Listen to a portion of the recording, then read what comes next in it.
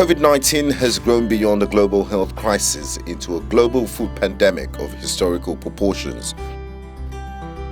Over 90 million people in Nigeria live on less than $2 a day.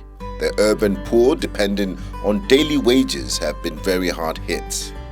Nigeria's National Bureau of Statistics found that almost 80% of households had less income than before. The International Labour Organization estimates that informal workers' earnings fell by 80% during the first month of the crisis.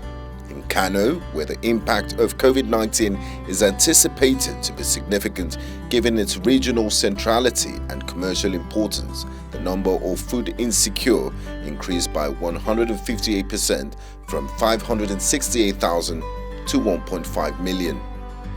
It's in view of this reality that the Nigerian government and the United Nations World Food Programme launched a cash and food assistance program in the three urban COVID-19 hotspots of Abuja, Kano and Lagos.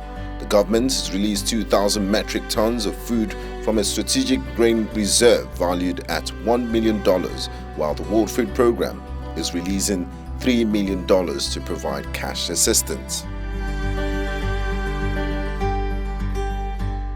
Working together with the Federal Ministry of Humanitarian Affairs, Disaster Management and Social Development, this is the first time that the World Food Programme is expanding its program in Nigeria to reach people in towns and cities where millions of people are threatened with hunger and malnutrition due to the socio-economic fallout from the COVID-19 pandemic.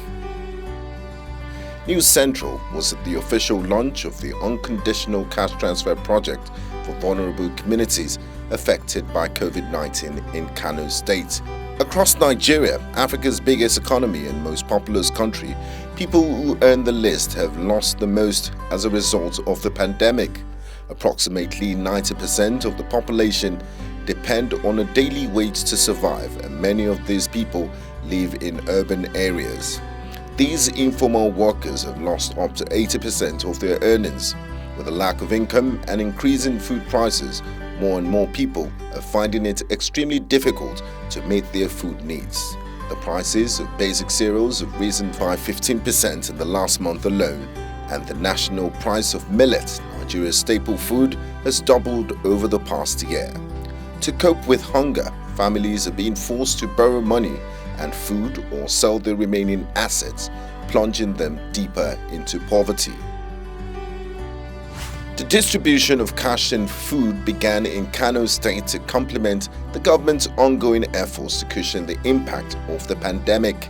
In the coming weeks and months, the World Food Programme will continue to work with the governments of Abuja and Lagos to support the most vulnerable families.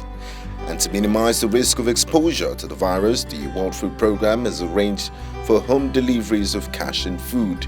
In Kano, food will be delivered using the local keke or rickshaw service. In Lagos, the World Food Programme is partnering with the state government to deliver food using boats to reach families living in the riverine community of Makoko. In all three urban areas, cash will be transferred through prepaid debit cards or online bank transfers.